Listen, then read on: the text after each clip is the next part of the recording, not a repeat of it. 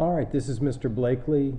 These are the examples that we worked today in class, set 5.5 on page 260. We're working with the difference of squares. So on problem number 2, x squared minus 9, we have a square minus a square. The first question I'm asking is there anything in common that I can pull out? There's no GCF, and so I'm going to set up two binomials. One positive, one negative. I'm going to square root each of these terms and fill in my binomials. Square root of x squared is x, so I'll put them there. Square root of 9 is 3, and I'll put them there.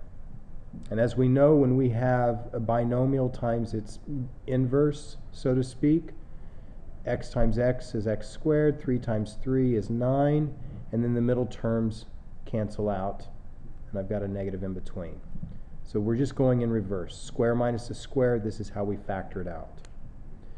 All of these others that we're going to look at are the same process, but they look a little different, so I want to work each one of them out.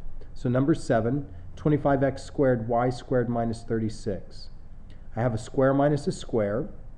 I don't have a GCF that I can pull out of each, so I'm going to set up my two binomials,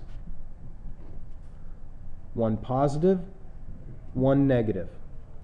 And when I square root this first term, I've got to square root the coefficient and each variable.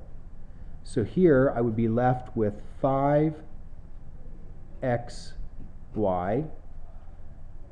put that here as well, 5xy. And then on the back side, square root of 36 is 6. So I'll end up with the quantity of 5xy plus 6 times the quantity of 5xy minus 6. All right, number 10, x to the 6 minus 9y squared. I have a square minus a square. There's no GCF. So I'm going to set up two binomials, one positive, one negative. The square root of x to the 6th, when I square root something with an exponent, I'm simply going to divide that exponent by 2. So x cubed here, x cubed here. Then over here I have 9y squared. Square root of that would be 3y here, 3y there. All right, let's look at the next problem. Problem number 16. X squared minus the quantity of y minus 5 squared. Now if you look at this, this really is a square minus a square. So this is going to be my a squared term minus my b squared term. So when I set up my binomial, I'm going to give myself lots of space here. I'm going to have two binomials. One is a positive, one is a negative, and then I'm going to go through the process. What's the square root of x squared? Well, that's x. So x there, x there. Then I've got this quantity y minus 5 squared. Well, I'm going to have a y minus 5 here and a y minus 5 here.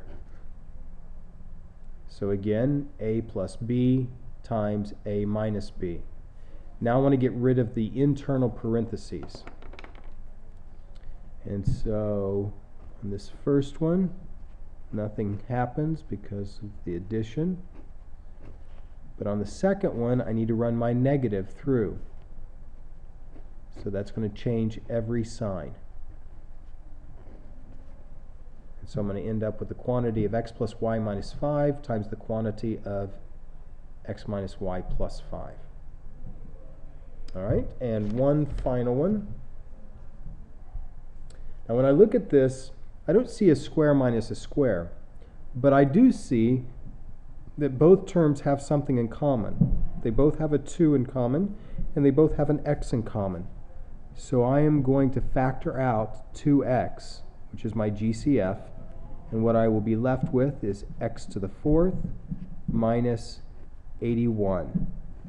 Because remember, we're dividing, right? 2 divided by 2 is 1. 162 divided by 2 is 81. And then with the exponents, I'm pulling an x out of each of them. Now, if you look at this, I'm left with a square minus a square, so I'm not done factoring. So I write down my 2x. I'm going to create 2 binomials, one positive, one negative. X to the 4th, if I square root that, I get x squared. 81, square root of that is 9 and 9. And as I look at this, I see, oh, I still can go further. Now what we learned today is that there is no way to factor a square plus a square. There's no way to factor the sum of squares. There's only a way to factor the difference of squares, or the square minus a square. So I'm going to write down the factors that can't be factored any further. So 2x, and then times the quantity of x squared plus 9. And then I'm going to factor this. It's a square minus a square. So I've got 2 binomials, one positive, one negative. X and x, square root of 9 is 3. And that is my answer, because there's no further factoring that I can do. And that's the question. Whenever you get to a particular line, you say, can it be factored any further? And if it can't, that's your answer. All right, I hope you have a good day.